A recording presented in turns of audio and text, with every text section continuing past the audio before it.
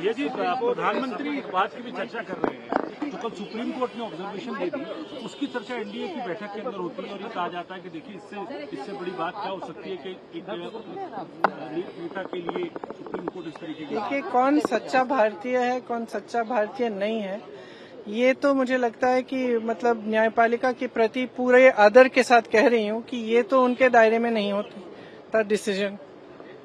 ये कोई जस्टिस तो नहीं तय करेंगे। दूसरा, राहुल जी ने हमेशा आर्मी का, सेना का आदर किया है। उनके दिल में उन सेना के प्रति, सैनिकों के प्रति, उनके अफसरों के प्रति पूरी तरह से आदर है।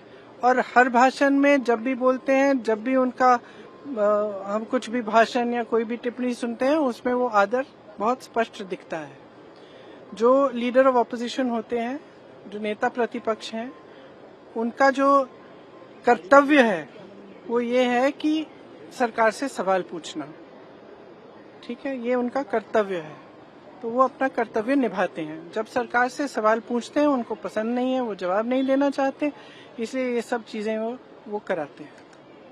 सही, बहुत स्पष्ट बात है। अभी सदन नहीं चल रहा है, कितने दिनों से नहीं चल रहा है, और मैं सोच रही थी कि कितना मुश्किल है। सबसे बात करें, कह दें हम चर्चा कर लेंगे। कितना मुश्किल है सदन को चलाना। क्या इतने दुर्बल हो गए कि इनसे सदन ही नहीं चल रहा है अब, कि रोज हमको ये करना पड़ रहा है क्योंकि एक बात पे चर्चा नहीं करना चाहते। क्यों नहीं कर सकते चर्चा? ऐसा यार पूरे देश भर में करा रहे हैं, पूरे देश भर का मुद्दा है, बात करिए। आपने सिंदूर पे चर्चा की तो इस पे भी चर्चा करिए। देश को सुनने दीजिए, हमारा पक्ष भी है, उनका पक्ष भी है, तो इसमें घबराहट क्या है? तो ये तो इनकी दुर्बलता है कि सदन ही नहीं चला पा रहे हैं।